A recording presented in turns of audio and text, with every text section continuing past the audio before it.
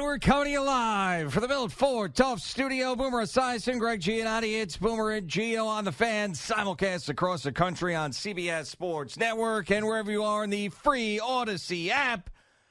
Good Wednesday morning. The Yankees not dead yet. A fun night for the Yankee fan at Yankee Stadium last night. And it sort of felt like the way I felt in Game 5, at least, and they got more work to do, but at least in the NLCS, at least they gave their fans, one look at what it was like to be a good team in a World Series at home.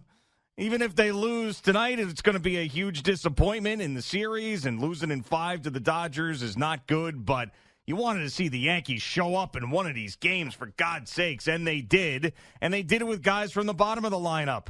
And Anthony Volpe with the grand slam, tremendous. Austin Wells hitting the hell out of the baseball, so that was all good to see. Gets to the Dodgers bullpen game, and now you got Garrett Cole to try to keep this thing going in a Game 5. And you also had the two Goombas out in right field. The grabbing Goombas, the Goomba grabbers that got this whole thing started. Everybody's got to have a mascot. Everybody's got to have something.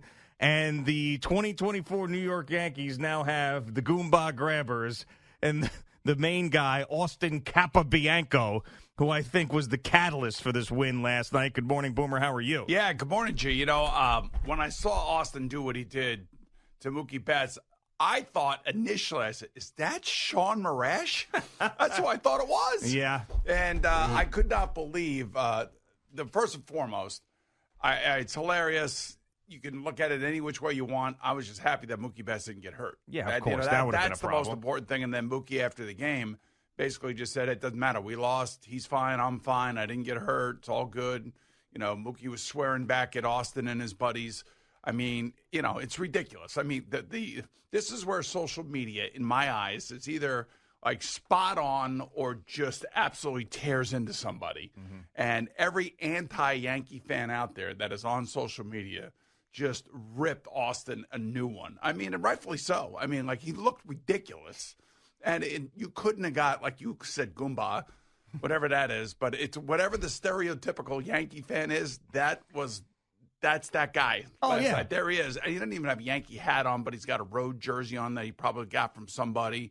He's ripping the ball out of his hands. The other guy's holding on to Mookie Betts' other hand.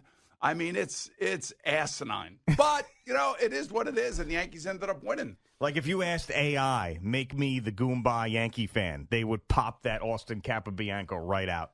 Or Sean Marash. Well, yeah, but this guy's also got, the Italian last name, which is perfect. And he's from Connecticut. I was hoping he was from Staten Island because that really would have been. Or the Bronx. Yeah, but I mean, the Staten Island Italian Yankee fan is the one that I needed him to be. But, oh, man. It was ridiculous last night. And then immediately, I don't know how many views or memes there are of Austin now. You have had your 15 minutes of fame. But, man, he is getting blowtorched. Yeah, and so they got thrown out last night. They are season ticket holders. They're allowed back tonight. I'm sure that guy has called this radio station before. I can guarantee he's called up and ripped Brian Cashman. I hope he calls today. But here were some quotes that he gave to ESPN last night. He said that him and the other guy, Peter, often discuss this exact scenario. If a foul ball comes their way, premeditated, they're going to do what they can to help their team. Quote, we always joke about the ball in our area, Capabianco said at a local bar after the game. We're not going to go out of our way to attack, but if it's in our area, we're going to D up. See, this is the way the Yankee player has to react. I mean, the fan reacted like the players need, and ultimately did react, but it's kind of interesting because I felt D up. I mean, so the ball is actually in the stands when Mookie catches it, right? Yeah, but they ended up calling interference on it anyway. Well, they called interference on it, but once the ball is over that wall, the fan can really do whatever they want. It's when the fan reaches out into the. That's what I believed it to be, right? But I don't know. This was obviously way too much. Mookie caught the ball. We all saw Mookie caught the ball. It was an out. It was a great play by Mookie, by the way. Right, and then the guys just say, "This is our area. This is our area." It's unbelievable. But the face on the Austin Capabianco when the ball comes out and he's like looking at it in slow motion, he's like, "Oh, Oh, it's just unbelievable. But look at him. I mean, it's just it's got Sean Morash written all over. No, it. of course it's the same. I mean, his look at hat's a little sideways. I mean, he's obviously chunky, overweight. The whole thing. I mean, Sean wouldn't do that though. I don't think Sean would do that.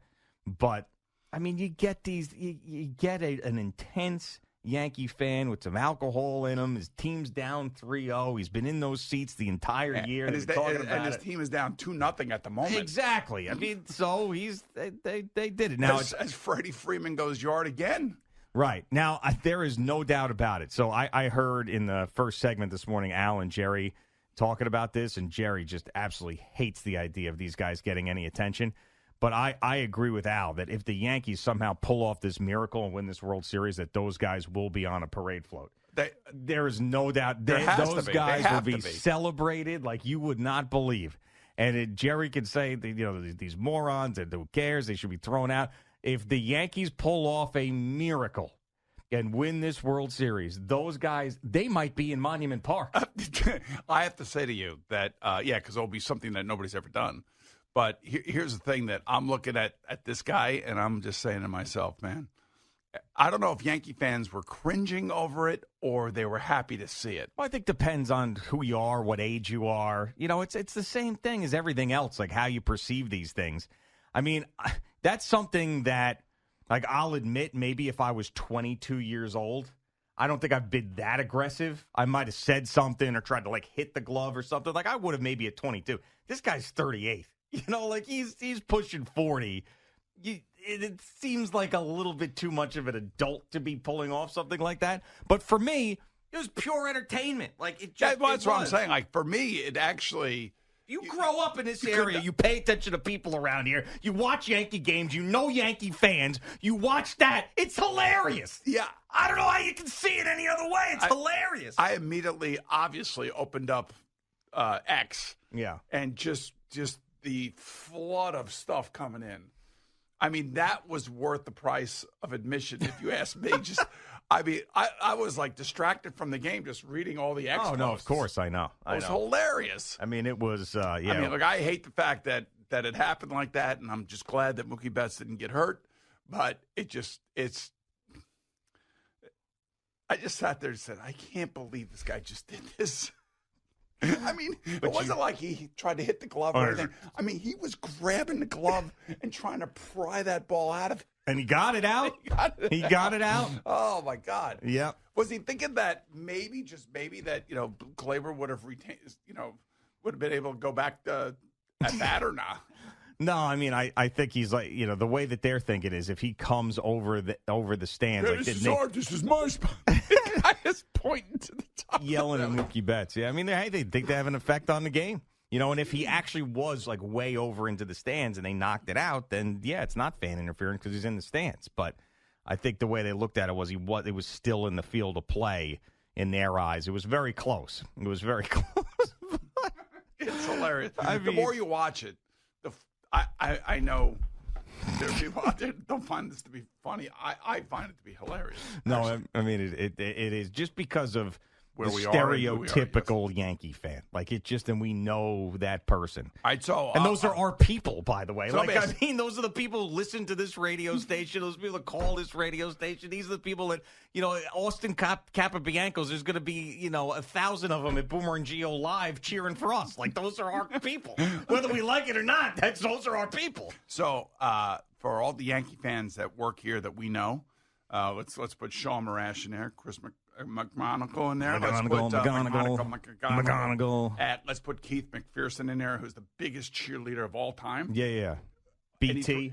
BT. And those four guys sitting in those seats, are they doing that? No. You sure? No, because they're. I'm thinking that Keith McPherson would do it. No. I don't. Anything for his team to win, man. I understand that, but I feel like, a lot of those guys, Keith goes in, he'll have a press pass. I just don't. I think the job is too important to them. He could be there Instagramming the whole thing live. Yeah, I just don't think so. You don't want that call from the architect. What are you doing? Because he would. I think the architect would say, keep doing it because it raises your profile. Well, Yeah, but there's two sides of that. So it raises the profile, but we're partners with the Yankees. And if the Yankees are mad that happened and made them look bad, then that would override the, hey, you made yourself more important as a talk show host. Well, it'd be a curious thing. I'd want to see how that would be reacted. I would just say that, this guy, Austin Capabianco. Capabianco. And you know what that means in Italian? White head. Shoot a white guy. No. White head. All right. Capabianco. Yeah. Capabianco. White head. Okay. All right. I was just going to say, no, I was thinking that, the Yankees are letting these guys come back to tonight's game. I'm wondering, are they going back to tonight's game, and will Fox show? Actually, he looked like a little Fat Joe in the stands. Yeah, a little bit. That's like a Fat Joe guy in the stands. Yeah, a little bit. He's got to be a Fat Joe listener. Maybe. Gotta be. Maybe not, but 38-year-old Austin Capabianco and his other buddy there. So, yeah, I guess they're, and if these were Dodger fans and they did that to a Yankee, there's no way that they would be allowed back. But the fact that they did it to a Dodger and their season ticket holders are going to be allowed back. But just, do they do it again if there's another situation like that? Do they do it again? They can't, because I think the Yankees are like, hey, we'll let you back. But if you do something like this again, you're done forever. So you think they've been warned? Yeah. Now the question is, are they going back to tonight's game 5, right? And are they going to be sitting I'm assuming they're sitting in the same spot. And will Fox show them? They have to, right? Yeah. They have to show them. TV networks are funny that way. Sometimes they don't want to give the credit to somebody who's making a fool of themselves, and sometimes they overdo it. So I don't. It is a story. I agree. I mean, if I'm producing the game, I'm all over that. I'm watching those guys. I send Ken Rosenthal's ass in his bow tie out there and start interviewing him. If that's me producing that game, they might beat him up. So that's what I would do. But send A-Rod out there. Yeah, have A-Rod sit with them during the game or something. Or Jeter. Yeah. I don't think Jeter would do it. I think A-Rod would do it. Or put Big Papi next to those guys. Oh, my goodness. That would be tremendous. But, yeah, I mean, Yankees offense woke up. It was a really nice night at the stadium, and now they've got an opportunity with Garrett Cole on the mound. So it sort of felt like, the way we felt about winning Game 5 in the NLCS against the Dodgers. You got your ace on the mound in Game 6 and Sean Manaea, and they got a bullpen game. So they had their bullpen game last night. Flaherty is pitching Game 5. Go do what the Mets did to Flaherty. Yeah, and go after him and protect your home field and get it back to L.A. And don't let them celebrate in your home field. That's got to be the motivation. And Anthony Volpe had a night for the ages, and I was so happy for that kid because, as John Smoltz has said numerous times throughout this World Series, that there's been a moment there for Anthony to have his Jeter moment, if you will. Yeah, and he finally had his Jeter moment last night with the grand slam, and that was great to see. And, he ends up stealing 2 bases. He ends up, just being all over, making great defensive plays. I mean, he had a great game last night, and that was his moment. And hopefully those moments continue, and hopefully, we can the Yankees can get Judge and you just used a we there. No, I didn't. Yeah, you did. No, I didn't. Yes, you did. No, I didn't. You just said, hopefully we can. I caught myself. Hopefully we can. Look, I'm rooting for New York, man. I understand. I'm a New York guy. But I'm not like Eddie. I don't have. Yeah, as a New Yorker, yes. Oh, come on. Yes. I want, today, even though my Rangers only took 19 shots on the goalie down there in freaking Washington and lost the game where Ovechkin scored 2 goals. And I swear to God, if he plays against the Rangers, he's going to break Gretzky's record. If every game were against the Rangers, over the next 10 days, he'd end up scoring 38 goals and, eclipsing Gretzky's record. But anyway, that's for another day. I'm just saying, I'm a New Yorker. I want people to be happy. People around here buzzing this morning. I came in, there was a dog here. What was the dog doing here? What? There was a dog here this morning. You didn't see the dog? No. Yeah, I came in this morning. There's a really cute little dog here. Everybody seems to be very happy and jovial today. There's a dog in here? On our floor? There was a dog in here, yes. Eddie? Right, Eddie? I know nothing about it. And everybody seems to be happy, and everybody seems to be, got a smile on their face. We're playing golf today. Look at you. You're happy today. I don't think there's a dog in here. There was a dog. Yes. I don't believe it. Ask Pete Bellotti. I think you're seeing things. Ask Pete Bellotti. Ask Pete. Is Pete still here? Is Pete still here? Did it have a long tail? Because that could have been a rat. No, it was a dog. Okay. Very cute little dog. Not sure whose dog it was, but it was a very cute little dog. Because I mentioned to the owner, cute dog. The owner? Yes. Who was owning? Who was the person? I don't know. It was an employee. Dude, here? I come in here earlier than you, and I'm just like, I don't. Today you did, yeah. Today I rolled in here at 5:30 something. I was up late watching this thing. I was exhausted. I hit snooze. I was like, didn't that suck? Yes, I mean, it you know, does. you got to get up. All right. It's like, oh. Yep. All right, but anyway, there was a dog here. I'm just telling you. Okay. I don't know think why you're you guys hallucinating. don't believe me. You don't know whose dog it was. No one else saw it. Dude, I came walking through the door. I had to do You're the saying sports the minutes. Yankees we. I mean, that's just so egregious. Chip away, boys. Chip away. Chip away. By the way, this has happened to me before where there'll be a stretch of everything that I say is bad then turns out to be good. Like, I remember that it was when the Giants beat the Vikings in the playoffs that year. And I'm like, Daniel Jones, Saquon Barkley, blah, blah, blah. They suck. Nobody and they cares beat my about team. your memories. No, but I'm bringing up this for a reason. So BT right now is that guy. So BT with the playoffs with Zach, unkillable, right? Yes. Then he was all over Francisco Lindor, said he shouldn't be batting lefty anymore, and all this stuff was all over him. Like, to the point where he's like, he should only hit from the right side, and then Francisco Lindor has his MVP season. So yesterday, after the show, I go right to the bathroom after the show, and the speaker is on in the bathroom. And BT goes, you know, this Anthony Volpe thing. He goes, he's not just having a bad postseason. I'm at the point where I don't think he's ever going to be good, period. So I go, oh, this guy's definitely coming up with a big hit tonight. There it was, a grand slam. You know what's amazing? Anthony Volpe he's a really good baseball player right now. He's very good defensively. I would just say that he gets a little overzealous. I mean, it happens to all of them. I mean, and, you know, the Yankees not replacing him at shortstop. Well, I mean, not right now. They're not. No, of course not.